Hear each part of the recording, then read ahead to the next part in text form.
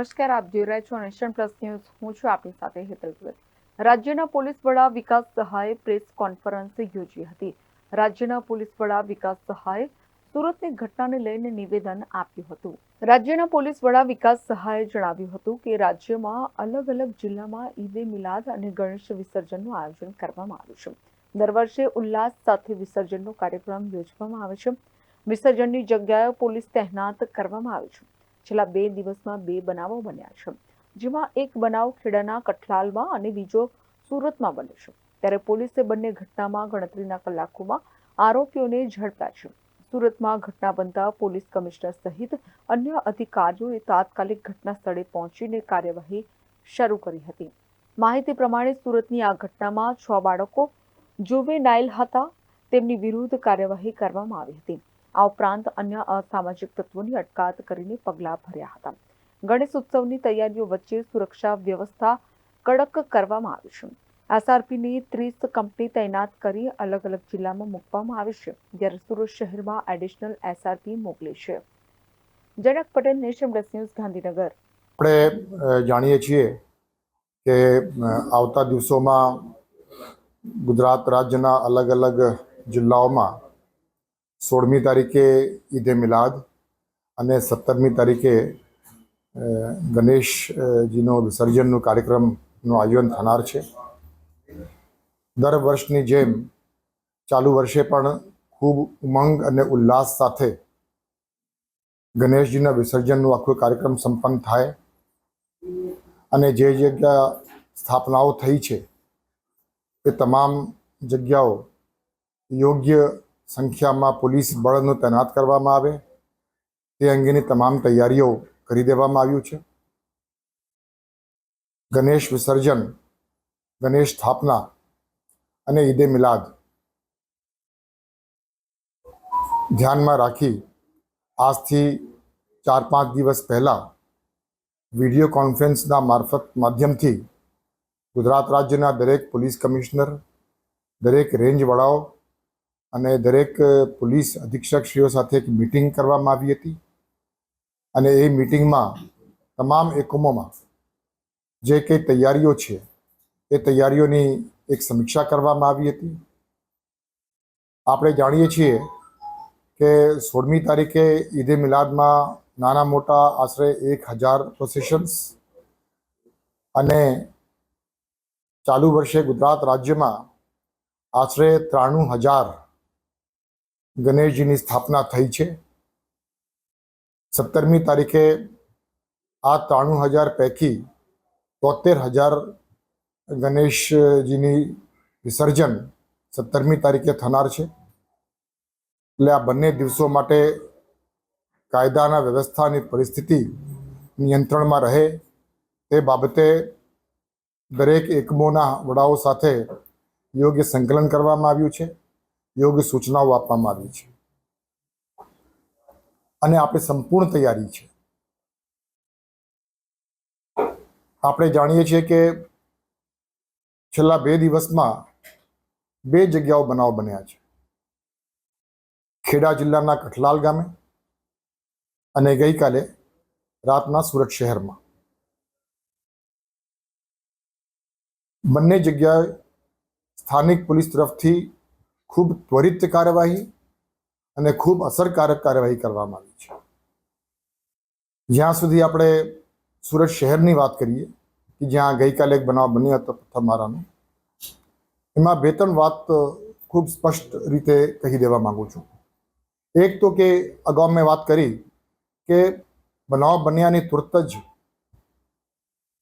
Senior અધિકારીઓ, police કમિશનરથી માંડીને તમામ સુરત શહેરના અધિકારીઓ અને કર્મચારીઓ ઘટના સ્થળે તુરત જ પહોંચી ગયા હતા અને ત્યાં પહોંચ્યા પછી આખી જે ઘટનાક્રમ હતી એ સમજીને યોગ્ય કાર્યવાહી કરવા માટેની ત્વરિત કાર્યવાહી ચાલુ કરવામાં આવી છે અને ખૂબ અસરકારક રીતે સુરત શહેર પોલીસ દ્વારા એ કાર્યવાહી થઈ છે.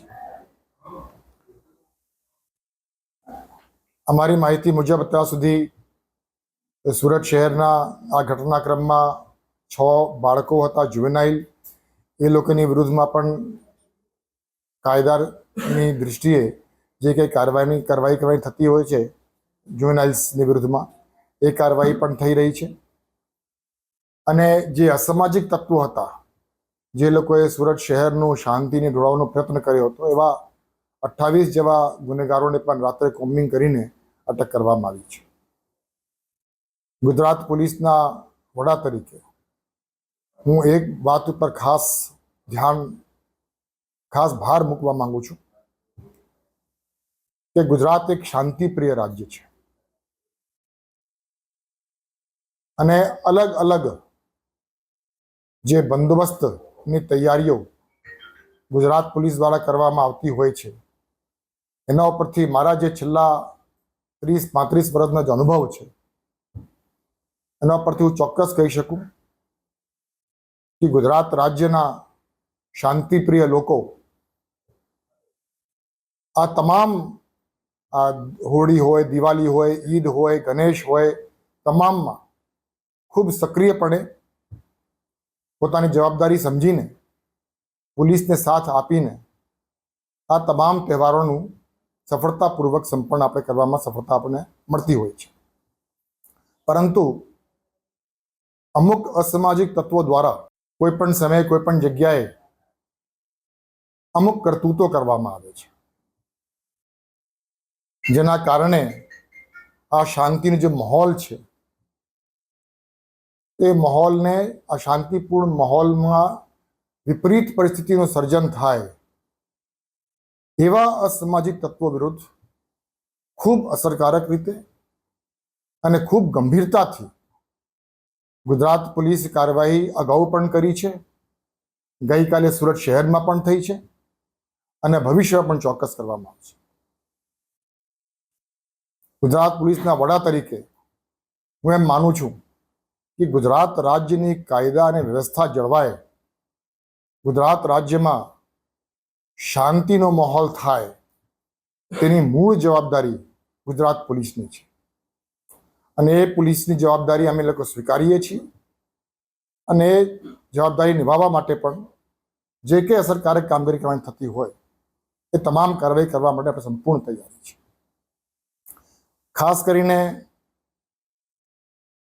અમુક વખતે અમુક જગ્યાએ અમુક ઓકેઝન્સમાં પથ્થરમારાના બનાવ પણ અગાઉ પણ બન્યા છે અને ગઈકાલે મેં જોયું કે સુરત શહેરમાં પણ થયું છે.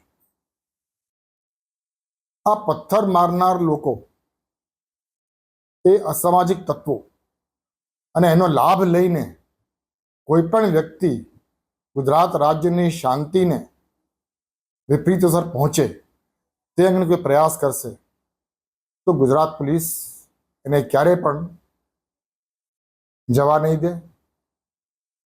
અને ખૂબ અસરકારક રીતે કાયદાની દાયરામાં રહીને કાર્યવાહી કરવામાં આવશે. અને આવતા દિવસોમાં ગણેશજીનું આખું જે સ્થાપના પછી જે પૂજા અર્ચન થાય છે, 17મી તારીખે જે વિસર્જન થનાર છે, એ ખૂબ શાંતિ, ઉલ્લાસ, ઉમંગ સાથે ગુજરાતના લોકો એને માણે તે માટે ગુજરાત પોલીસની સંપૂર્ણ તૈયારી છે. ધન્યવાદ. સમાચારોના સતત અપડેટ મેળવવા માટે અમારી નેશન પ્લસ ન્યૂઝની યુટ્યુબ ચેનલને સબસ્ક્રાઇબ કરો, બેલ આઇકન દબાવો અને જોડાયેલા રહો ફેસબુક, ઇન્સ્ટાગ્રામ અને ટ્વિટર પર.